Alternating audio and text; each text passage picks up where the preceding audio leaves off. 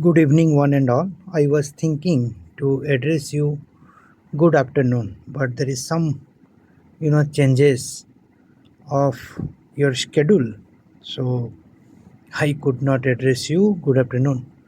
First of all, I am thankful to the Law Department, Sambalpur University, for selecting my abstract and then subsequently accept my paper, even if I submitted it after the due date. I was interested in this seminar primarily because the director Prayas Dangsana sir. I'm very close to his ideas, and since he is doing it, so I thought it will be conducted in a right way. And before I present my paper before this audience, let me tell you that within 2 hours, I wrote the abstract, and within 12 hours, I completed my paper. So, we should not be surprised how within the 12 hours someone is writing a paper. In fact, this paper is mainly because of the contribution of two persons. One is me, myself, because the paper borrows heavily from my PhD thesis, and this paper, the theoretical construction of this paper has been derived from an article that is Critique of Constitutional Secularism written by Professor Arun Kumar Patnaik, and I think it was published in 2015 or 16, I'm forgetting. So during my PhD days at JNU, Professor Patnaik and me, we had a long discussion. I also edited this particular paper, and I took one argument from that paper and connected to my field work, and I wrote this paper, right. And again, I am thankful to Dangsana sir because he forced me to write the paper so that I can present it before the audience, right. So because of that force only I wrote the paper, and currently I am editing it, and 50% of editing has been done and rest 50% is there. So very soon I will send it to the publisher. Okay, so coming to my topic, politics of caste certificate, religious conversion, and the Kandha-Pana conflict in Kandhamal.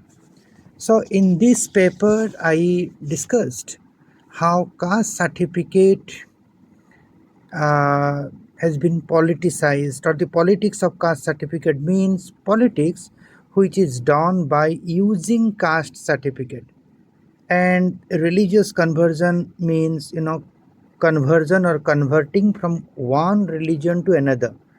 uh, Maybe we can say that this converting means, is it a change of religion?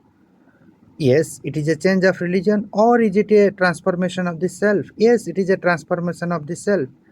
But if conversion means simply changing the religion, it means there is some form of coercion, visible or invisible. But philosophically, conversion means it is this transformation of the self. So as long as conversion means transformation of self, we can say that the free will is the basis of it. And Kandha-Pana conflict in Kandhamal represents the 2007 and 8 communal riot. It happens in Kandhamal. In some sense, I mean, some people they call it was communal in nature, and for some it was ethnic in nature. So communal in nature means it was between the Hindu and Christian. Ethnic in nature means it was between the two ethnic community in Kandhamal, that is Kandha and Pana. Now, why Kandhamal riot happened in 2007 and 8? And there are many reasons. And government appointed a committee, that is SC Mahapatra committee, and finally the committee gave the report, and committee brought three reasons of Kandhamal riot. These three reasons are conversion, reconversion, land grabbing, and caste certificate.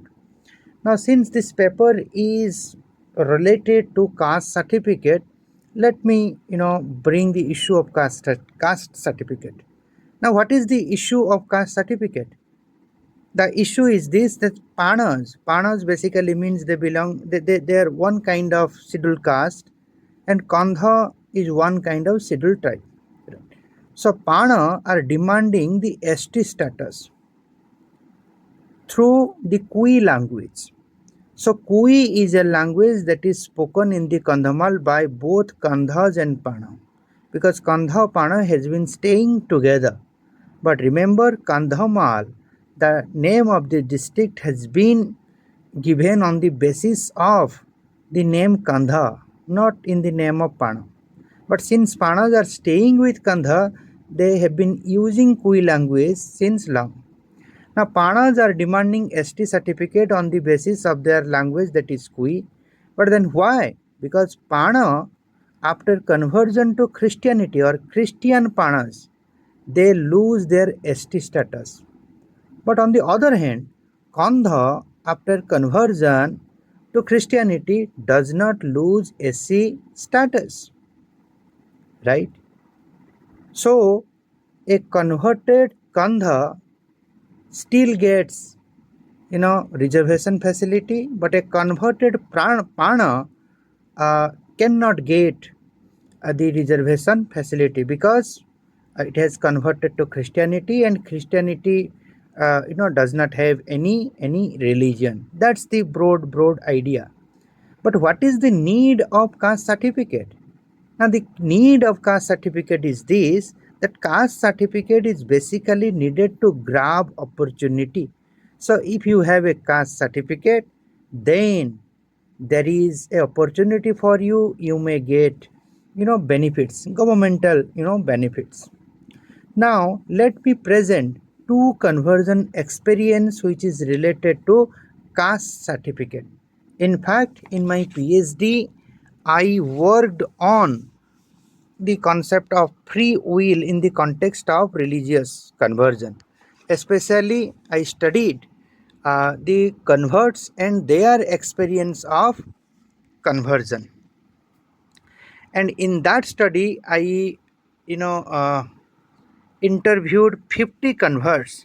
And out of these 50 converts, I will present two converts whose conversion is related with caste certificate. So let me go to the case number one. That Sanjeev Digal, uh, he was a former Naib Sarpanch of Barakhamba village of Kandhamal district, and he was denied a scheduled caste certificate in past, which caused his conversion along with family members. He changed his religion in the year 1993 at the age of 17, and at that time there were both Hindus and Christians in his village. And in his view, the behavior of Christian people was very good in comparison to Hindu. Since there was no problem between Hindu and Christian people at that time, he used to go to both Hindu and Christian ritual celebration. However, his regular visit to Christian celebration in his village created suspicion in the mind of Hindus about his religious identity. And this could be the reason he did not get the caste certificate, while Hindus understood from the behavior of Sanjeev that he had converted to Christianity. Now, Sanjeev himself did not think he was a Christian because, according to him, he had not been baptized. But from Hindu perspective, he was a Christian since he had been continuously attending church and Christian function. Now, this sort of misunderstanding finally led denial of scheduled caste certificate to Sanjeev.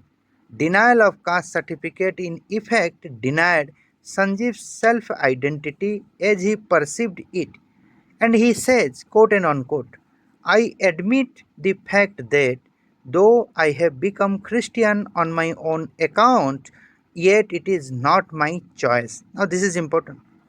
I forced myself to convert. However, gradually I realized that Christian atmosphere is very much conducive for leading a good life since it is based on love, service and justice. Right now I am proud to be a Christian. So this is the first case. Let's come to the second case. Now Trinath Digal from the same district had similar kind of problem like Sanjeev. Now Trinath Digal had converted himself after 2008 riot. Before his conversion to Christianity, he had a good relationship with Christianity, sometimes going to church also. The reason for his going to church was his faith in Christianity. His closeness with the church increased with the help of a pastor when he was ill. Now, at the time of 2008 riot, he ran into jungle out of fear. But when he came back, he found his house damaged. A little later, he, when he applied to scheduled caste certificate, he was asked by the revenue inspector to bring the signatures from the Hindus testifying that he was a Hindu. Some agreed, but many refused because of his perceived link with Christianity. When he went to revenue inspector with some signatures, he was told he did not have sufficient signatures to be issued the caste certificate. He was advised instead to issue a Christian residence certificate from the Tahsil office. Since he is an uneducated and poor person in a situation, he had no alternative than to convert to Christianity. Now, can we say these simple instances of exercising the freedom of choice?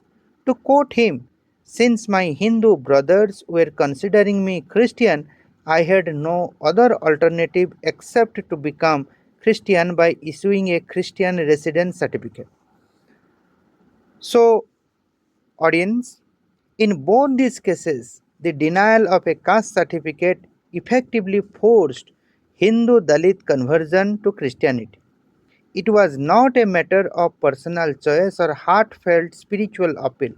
It appears that had they received the certificate, they would not have converted.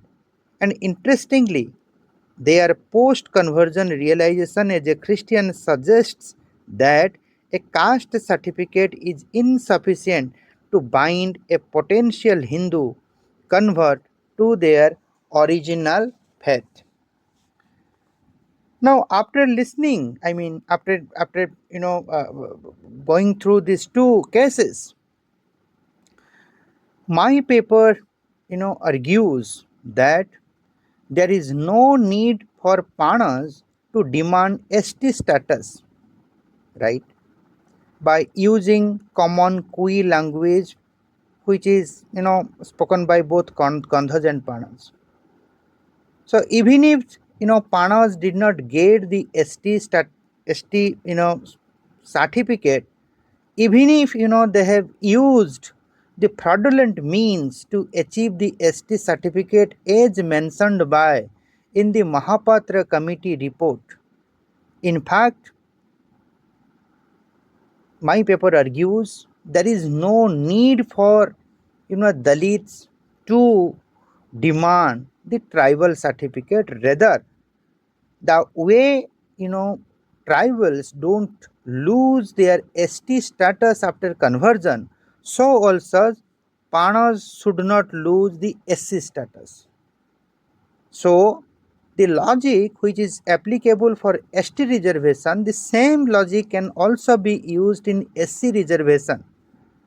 Why cannot we follow the Ranganath Mishra committee which says that scheduled caste is a religious neutral group?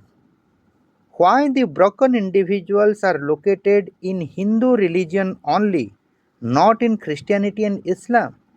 In South India, you will find many Dalit Christian and Dalit Muslim. Why the Presidential Order 1950 did not recognize Dalit Christian and Dalit Muslim and give them the opportunity to avail reservation facility. So, audience, I am raising all this question, thought-provoking question, in order to think, can we transform our mind and hence society by thinking through these questions? My next question is that why Ambedkar and Nehru, despite of knowing the existence of caste in a non-Indic religion, that is Christianity and Islam, why they were silent on this issue? Why came Munshi proposal to drop caste from the report on minorities in Constituent Assembly was unanimously accepted? Why reform of Hinduism is necessary but not the reform of other religion? Why cannot we recognize caste in either Islam or Christianity? Are religious minority homogeneous communities? Are they freed from the caste discrimination? Can recognition of the caste in Hinduism and allowing Dalits to avail the caste certificate, allowing Hindu Dalit to avail caste certificate, stop religious conversion from Hinduism? But seeing the Kandhamal experience as a researcher, I found there are many illegal conversion happening in the Kandhamal, means not on the on paper, right? So outside the paper conversion is having. So right now uh, only Hindu Dalits are availing the reservation facility or caste certificate. Despite of that, why people are converting unofficially in Kandhamal, and also they have converted in Sundargarh, but I have not yet researched on that. So these are some of the thought-provoking questions relating to the caste certificate, which has produced religious conversion and which is also linked with religious conversion and Kandhapana conflict in Kandhamal. So that's it. Thank you again, and thank you the organizer for patiently uh, or giving me a chance to present, and thank you all the audience for listening me patiently. So thank you.